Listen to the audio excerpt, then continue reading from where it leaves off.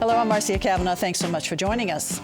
Well, in this election year, in a state known for its intense, hard-fought politics, we may be seeing the growth of a new phenomenon, candidates being elected with no opposition at all.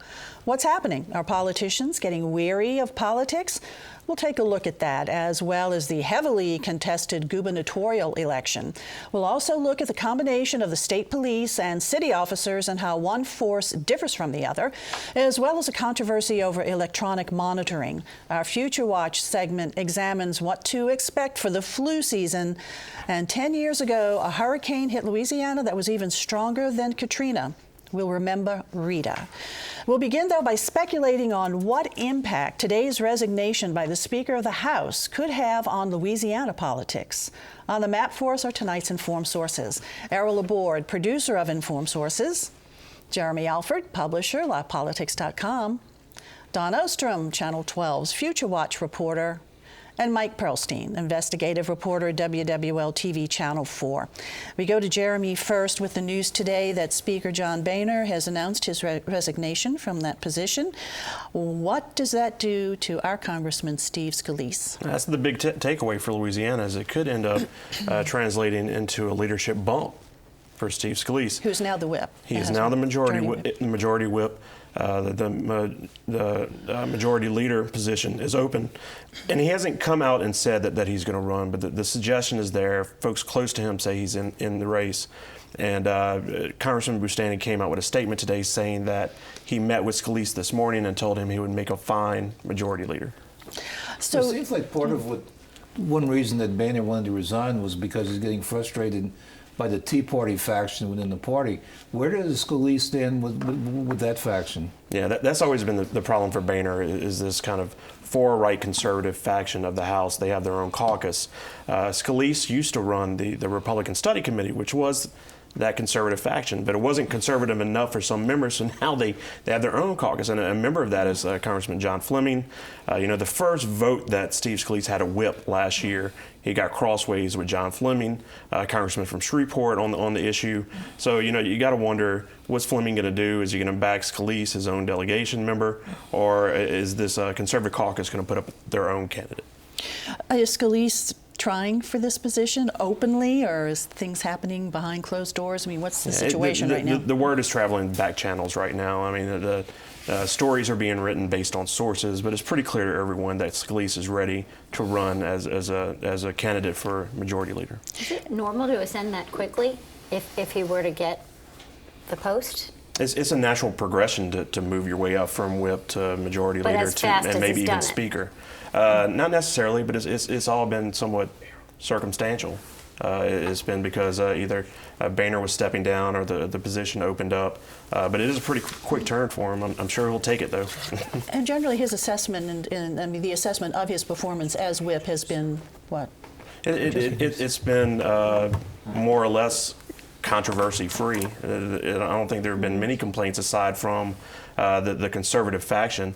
There was a pretty sizable hiccup, though, earlier this year when the David Duke story came out, and that he spoke to a group that had some links to some white supremacists. So that was a hiccup for him, but he seems to have recovered from that. Well, twice Louisiana has come close to having the Speaker of the House with Hale Boggs and Robert Livingston, and then something happened in both cases. And so maybe we'll have another close encounter with the Speaker's job. Hopefully it'll go better for Steve Scalise. So the Duke controversy, could that create more headwinds for this position, majority leader, more so than what it did for the whip, would you say? I don't know. It seems like that issue's been resolved for Scalise. Every now and then it rears its ugly head, and he has to address it and offer some words to help it move along, but I don't think it's going to come back to haunt him. Speaker Boehner's going to step down when? I think next month. In October. And so will this be decided who will be the next Speaker, Majority Leader, and Whip before the Speaker goes? Is that generally how it's done? I would imagine he'd have to step out of his position first to prompt an election. Okay. But I'm not sure. Yeah. Okay. Well, we'll certainly be looking for it. Okay. Let's now talk about Louisiana politics as it's happening immediately in our governor's race. How are we looking with that? Well, the biggest news from this week is campaign finance. The reports were filed yesterday. to no one's surprise, David Vitter and his allied super PAC are sitting atop the money mountain. Between the two of them, they have $7.1 million to spend between now and the primary election. That's more than all of the other candidates combined. Mm-hmm. We also saw the money for a new super PAC, the Louisiana Water Coalition. $1.1 million from the Carmouche law firm is bankrolling this thing. They spent $800,000 in 13 days. And that is unprecedented for Louisiana politics, and all signs indicate that we're probably heading towards the most expensive governor's race in Louisiana history. All this money being spent, who's benefiting from it? What are the polls showing? The polls are all over the place. It depends on which ones you're looking at, but generally speaking, it looks like John Bel Edwards and David Vitter are destined for a runoff. There is some movement by Scott Angel from Lafayette, mainly because he's been on TV since February nonstop. But I think that and Jay Darden, for the first time this week, we saw a poll where he's above 13%. The first time he's been above 13 since May. He's at 14. But I think Scott Angel has the momentum in this race. He's moving slowly, very slowly, incrementally. I think Vitter is moving slowly, incrementally down. The question is there enough time for them to pass each other in this election? I think right now Vitter is looking extremely tough. I saw a poll yesterday that threw everything at him but the kitchen sink. The serious sin, it suggested to participants that he had broken the law, and David Vitter still clung to 21 to 27% in runoff scenarios. And plus, he has all that money to spend too. You know, what we've seen in the past when he ran, like last time he ran for Senate, he had a lot of opponents, and yet he won in the primary. I mean, it's an unusual pattern where he polls well during the election and does even better on election day. I mean, because we see this too, especially with all that money. Yeah, I mean, turnout's going to be interesting. I think we could end up seeing a pretty low turnout, pretty dismal number. Folks just aren't tuned in to this race. I mean, I think the tide is starting to turn. There's a little bit more public interest. We're just from the traffic on our website and general emails, but it's not at what I thought it would be, especially for an open seat for governor. Well, will we be able to see all of the candidates in one room together at a forum and/or debate? As I understand it, all four will be in the WDSU debate on Thursday. That may be the only time we see them in a televised debate. I don't know if it's scripted, unscripted, but the fact that David Vitter is taking part, I would be surprised if there are any surprises and allowances for the candidates to address each other. And one reason is because Vitter hasn't wanted to participate in debates, and it doesn't really hurt him or anybody not to be in a debate. Not at all. David Vitter could probably skip every forum for the rest of the cycle, and it wouldn't hurt him. And we saw that with Bobby Jindal, who did he did maybe same thing with Bill Cassidy. This is a tried and true tactic of a front runner or a candidate who wants to control the conversation, to limit media availability, to try to skip as many forums and debates, especially those that are unscripted, as they can. But do the other candidates start to really pounce on that? His Oh, yeah. absence at forums and the ability to, actually meet the public in a candid way. Yeah, and it's become kind of comical when David Vitter does show up. And look, he has participated in a number of forums this year. I've been to a bunch of them. But when he does show up, all the candidates kind of like, "Oh, hello, David. It's good to see you. Welcome back." So this Thursday night, WDSU is hosting that. All four will be there. As I understand it, yes. Okay. All right. Thanks a lot, Jeremy. Over to you, Mike. Electronic monitoring devices. That's really been a problem for quite a while, and the sheriff for Orleans Parish just says, "I don't want to do it anymore. It's yours." Yeah. Whose is it going to be? Well, we don't know. The sheriff, Marlon Gusman's been trying to back out of that program for a while, even though it's paid for by the city, proven effective, it's best practices around the country, and it's a much cheaper alternative to locking somebody up. So, of course, it's worked so well, New Orleans can't seem to get it straight. Gusman's claim is that the city has not paid over the last several months. The city says that Gusman refuses to sign the contract, the cooperative endeavor agreement. So they're at a logjam. Not surprising, given the recent history between the city administration, Mitch Landrieu, and Gusman feuding over just anything that pops up between them turns into some bitter back and forth. The problem is with the sheriff saying he's going to give this up as of October 1st, there's nobody to step in and take the place. There are 55 inmates, about half of them juveniles, who are on these ankle bracelets as part of a court order from judges. And nobody knows what happens with those inmates. Do you suddenly take 30 juveniles and lock them up because there is no more ankle bracelet program? The city says it is trying to work out a solution, meeting with various criminal justice partners without naming those partners, but we know that the New Orleans Police Department over the past couple months has worked side by side with the sheriff's office to help expand the program. Things that Gusman and the sheriff's office was failing at was being able to send deputies immediately to a violation. That turned out bad in a couple cases.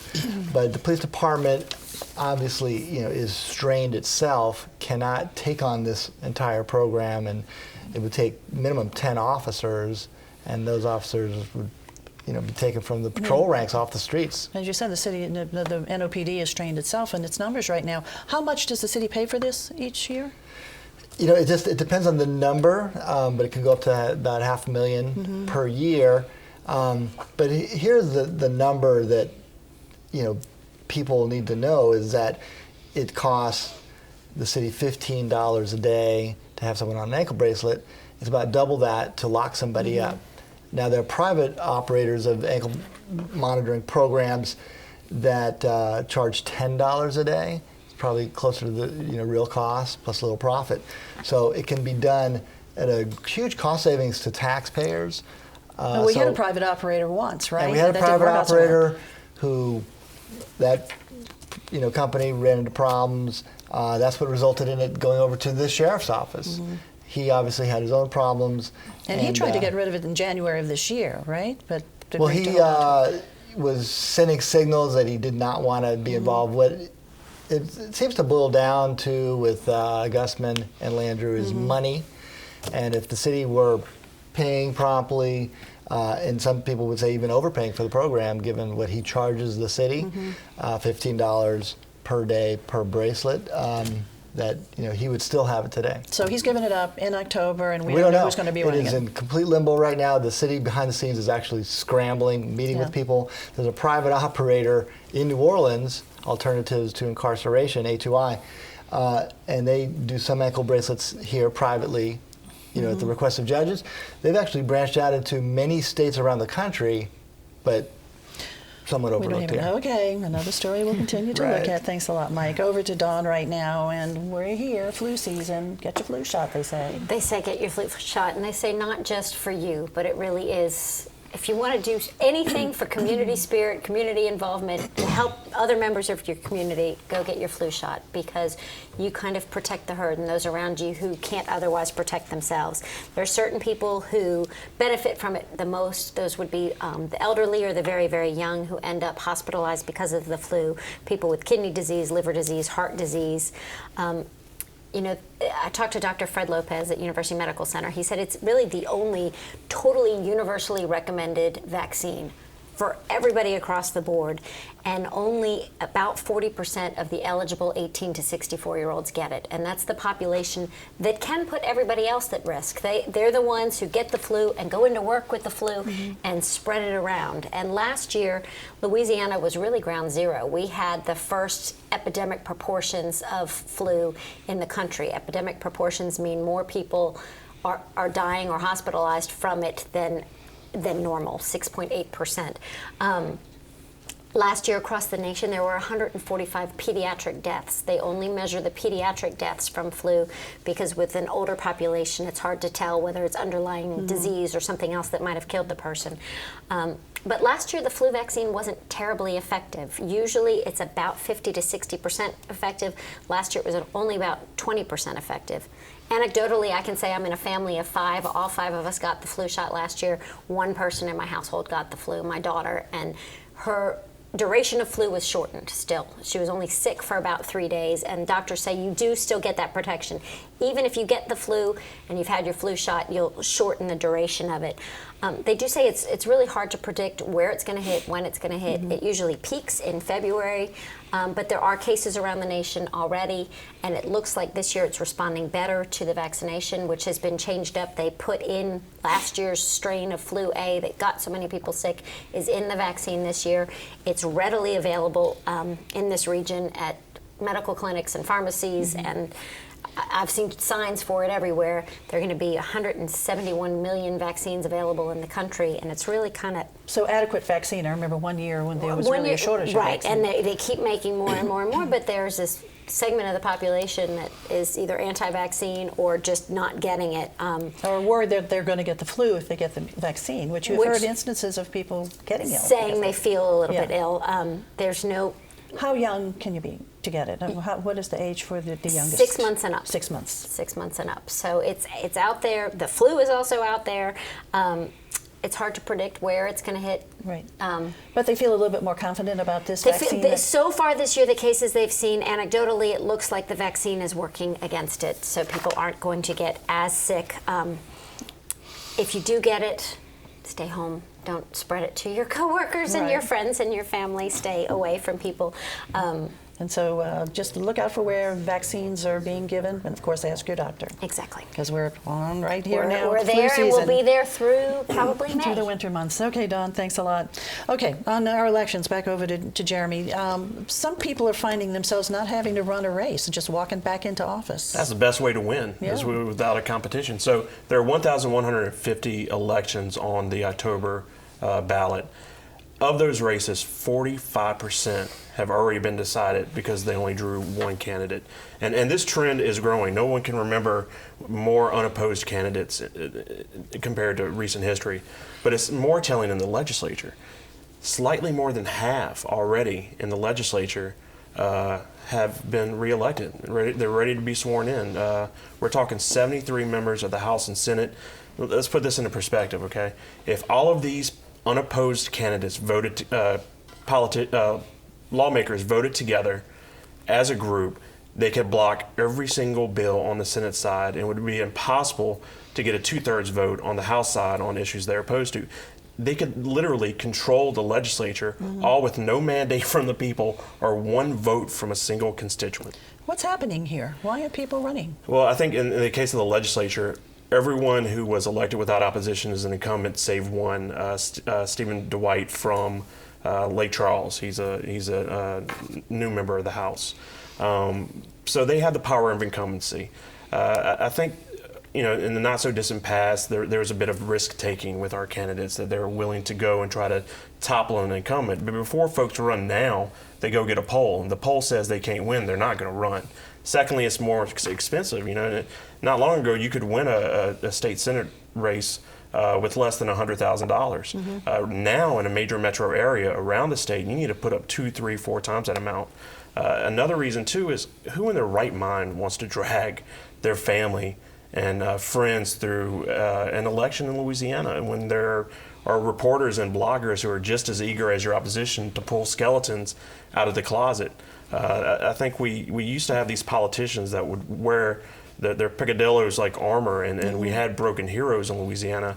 The voting public doesn't seem as ready to accept that kind of person anymore, and so folks don't want little things dragged out the closet that their friends and family may be eager to overlook. Let me suggest another reason too, and that's term limits. That now you can look at the candidate and you can say, well, he's only got one more term left, and so I'll just wait this out rather. Brendan Barrett. Whereas in the past, they could have been there indefinitely, so you got to go after him sooner or later. Yeah, and also redistricting. Lawmakers have become very skilled at drawing their lines to protect their interests, to make sure they can get reelected, but also to make sure that their successor can get reelected. So we're not only talking about brand building, we're talking about machine building. And we're seeing that play out, I think, on these ballots. And so the ballots now are being drawn up, and I have to ask you, Derek Shepard, who was a former state, was he? I'm forgetting, right? Senator? He was both, actually, but when he was convicted of money laundering. He was a state senator. Okay, well, he qualified to run again, but is his name going to be on the ballot? Because there's some issue with that. Right, and I was told as of Wednesday afternoon, they were getting ready to print the ballots on Thursday, and they told me that Derek Shepherd's name would be on the ballot.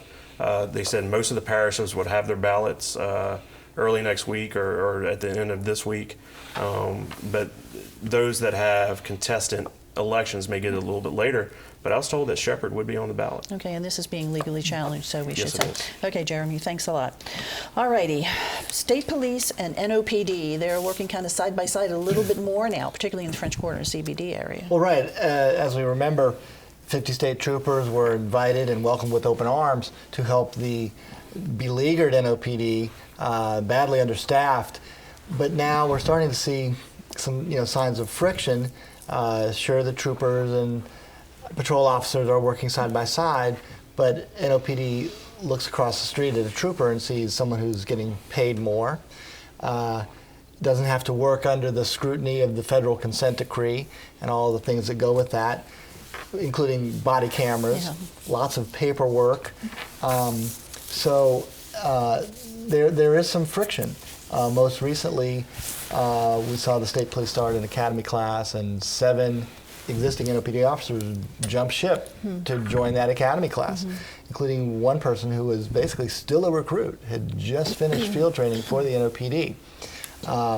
Sort of seen as poaching. It has always gone on, but Are salaries better with the state police? yes, they are. What does it cost the city to get a police academy trainee through the academy and into the force? About $55,000 investment there.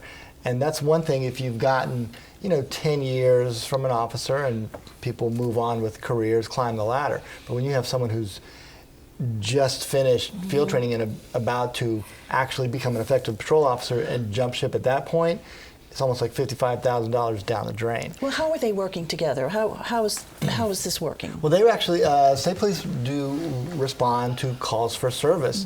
And this is in the 8th District, which includes the French Quarter as well as the CBD, a little bit into the Marigny. And there simply are not enough patrol officers to answer all the calls, and that's a very high call district.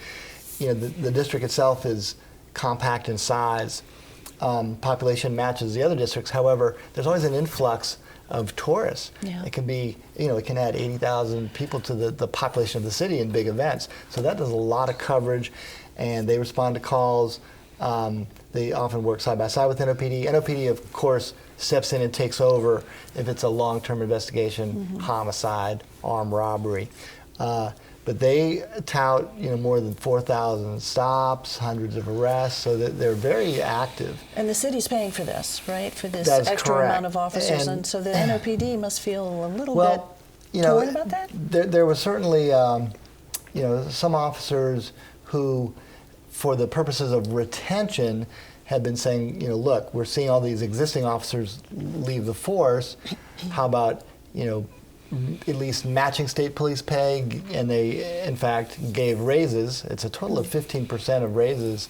The last one kicking in January doesn't quite match state police, but is in the ballpark. But they look at the money that's being paid to add these 50 troopers that could be going to the NOPD to maybe extend their hours to work overtime, get some extra money. And now we see a proposal for a half-cent sales tax increase in the French Quarter that would go to fund these state police for 5 years, a 5-year commitment of troopers patrolling our city. But right now they're there in the French Quarter and in the CBD. Oh, they're going to be they're there to stay. In fact, it's one of those things we kind of wonder, what did the NOPD ever, how did they get by without them? Because now that they're here handling, hundreds of calls, you can't envision a world without them. Okay, all right, Mike, thanks a lot. We're going to go over now to Errol, and let's quickly talk about Hurricane Rita, which hit the southwest Louisiana coast, about 2.5, 3 weeks or so after Katrina? Yeah. Give you an idea how active the 2005 hurricane season was. Katrina hit Louisiana August 29th. Rita hit Louisiana September 23rd, so less than a month. During that time, there were 5 named storms elsewhere, and of course we didn't pay attention to them because we were preoccupied with survival. Yeah. But 5 storms, now most of them were out in the Atlantic, but that's how busy the season was. Rita made landfall around Holly Beach in Cameron Parish, and then went up and went along the southwest Louisiana coastline into Texas. There were many cruel things about it, but a lot of people from New Orleans who had escaped the actual hurricane experience with Katrina were over in that area for Rita. And so their hurricane experience was there.